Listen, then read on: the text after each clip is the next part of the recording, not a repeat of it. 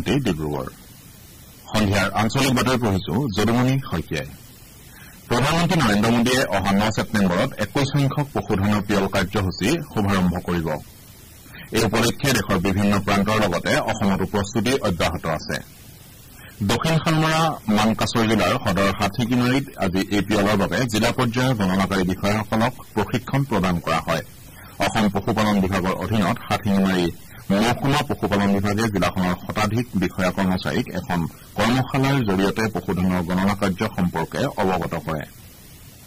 এই কাৰ্যসূচীত হাতীমাৰী মহকুমা পশুপালন বিষয়াকে ধৰি কেইবাগৰাকীও বিষয়া কৰ্মচাৰী উপস্থিত আছিল উল্লেখযোগ্য যে প্ৰধানমন্ত্ৰীয়ে এই কাৰ্যসূচী আনুষ্ঠানিকভাৱে উদ্বোধন কৰাৰ পাছত দেশৰ 500খন জিলাৰ প্ৰতিখন গাঁৱত বিভাগীয় বিষয়াসকলে জৰীপ চলাব বুলি জানিব পৰা গৈছে কেন্দ্ৰীয় মহিলা আৰু শিশু বিকাশ মন্ত্ৰী অন্নপূৰ্ণা দেৱীয়ে আজি গুজৰাটৰ গান্ধীনগৰত 7ম ৰাষ্ট্ৰীয় পোষণ মাহৰ ৰাষ্ট্ৰজোৰা কাৰ্যসূচীৰ শুভাৰম্ভ কৰে এইবাৰ এই কাৰ্যসূচীৰ অধীনত ৰক্তহীনতা দূৰীকৰণৰ বাবে ব্যাপক সজাগতা সৃষ্টিৰ লগতে পৰিপুষ্টি আৰু অধ্যয়ন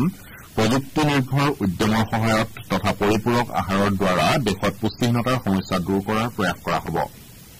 অনুষ্ঠানত দিয়া ভাষণত মন্ত্ৰীগৰাকীয়ে কয় যে দেশৰ কন্যা শিশু আৰু মহিলাসকলৰ স্বাস্থ্য উন্নত হলেহে বিকশিত ভাৰতৰ স্বপ্ন বাস্তৱায়িত হ'ব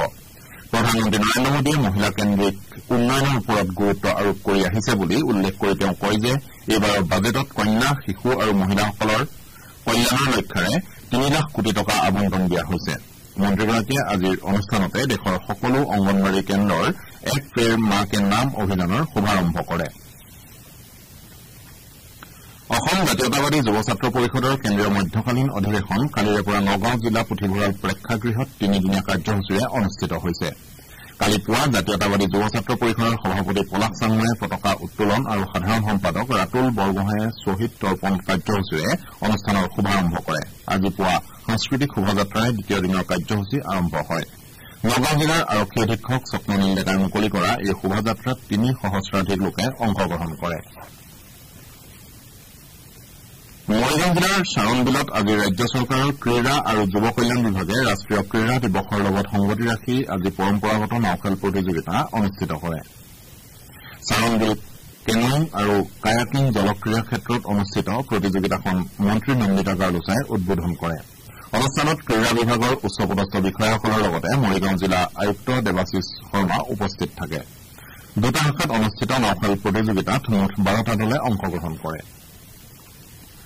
চৰাইদেউ জিলাৰ সোণাৰী পৌৰসভা এলেকাত অৱস্থিত সকলো দোকান ব্যৱসায়িক প্ৰতিষ্ঠানত অসমীয়াত নামফলক ব্যৱহাৰ কৰিবলৈ সোণাৰী পৌৰসভাই নিৰ্দেশনা জাৰি কৰিছে চৰাইদেউ জিলা ঐক্য মঞ্চই দিয়া স্মাৰক পত্ৰৰ প্ৰতি সন্মান জনাই সোণাৰী পৌৰসভাৰ কাৰ্যবাহী বিষয়াই অসমীয়াত নামফলক ব্যৱহাৰ কৰাটো বাধ্যতামূলক কৰিছে জাৰি কৰা নিৰ্দেশ অনুযায়ী অহা 10 ছেপ্টেম্বৰৰ ভিতৰত সকলো দোকান আৰু ব্যৱসায়িক প্ৰতিষ্ঠানৰ সন্মুখত অৰা নামফলকসমূহ অসমীয়াত লিখিবলৈ নিৰ্দেশ দিয়া হৈছে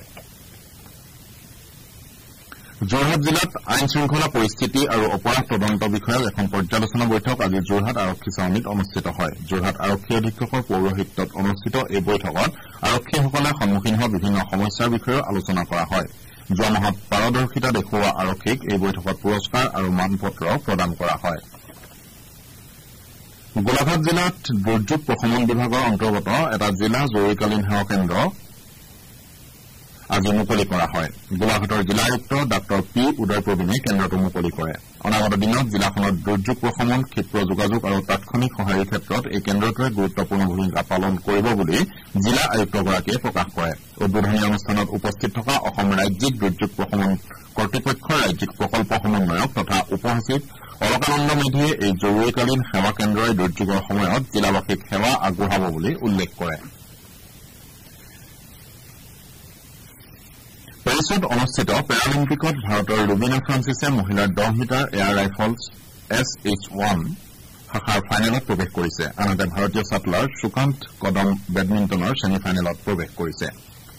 তিনিচুকীয়াৰ পেঙেৰিত আপাৰদিহিং সংৰক্ষিত বনাঞ্চলত সেনাবাহিনী আৰু অসম আৰক্ষীৰ যুটীয়া অভিযানত এটা ৰাইফল দুটা মেগজিন গুলী আৰু বিস্ফোৰকসহ ভালেমান সামগ্ৰী জব্দ কৰা হৈছে অস্ত্ৰ শস্ত্ৰসমূহ উগ্ৰপন্থী আলফা স্বাধীনৰ বুলি আৰক্ষীৰ সূত্ৰই প্ৰকাশ কৰিছে